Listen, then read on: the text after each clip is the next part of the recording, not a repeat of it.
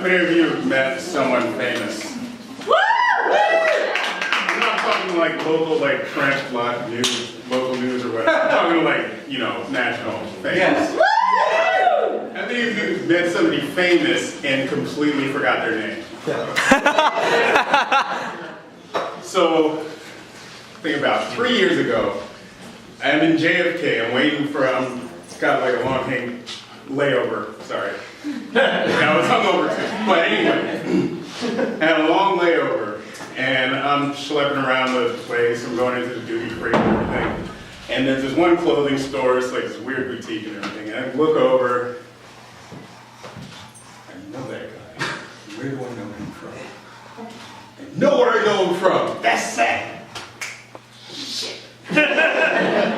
Who is that? Ah, I know who it is. It says there's this actor. He's in everything. He gets typecast, but he's really good at what he does. He's always the old wise OG black dude, or the old wise kind of gangster guy who does something sinister, and he's got a nice deep voice.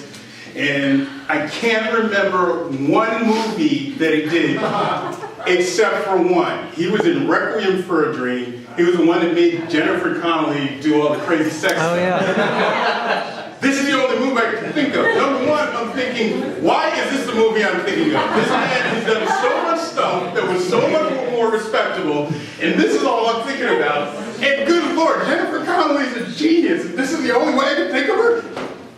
Well, Jennifer Connelly. But anyway, as I'm thinking all this, I'm realizing I'm sharking this dude. Like, he's like walking around one aisle, and I'm just like sitting there.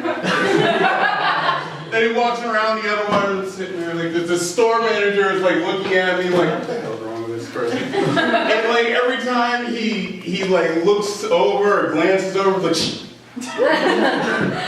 I'm 5'11". This thing is 4 feet tall. What am I doing? So I'm like, I either need to leave the store or I need to tell him, because I am kind of a fan of him, even though I can't remember his name. I need to tell him, you know, hey, I like your work. And then I'm walking up to him and I'm thinking, what if he like quizzes me, like, oh, what's your favorite movie that I did? It's like, oh, Jennifer Connelly, you know that stuff? No, I can't do that. So I go up to him and I was like, you know what, I'm just gonna say I'm a fan, I'm just gonna walk out. Because I mean, he's famous, he probably gets it all the time anyway. I go up to him and I tap him on the shoulder, like, nice shoes. Nice shoes? My head's going crazy, like, what the hell's the problem? And he sits, he like looks at me, and he smiles and he's like, oh, thank you. These shoes are actually orthopedic. I got them prescribed from my doctor. And I looked at the shoes, and they had to have been a leasing.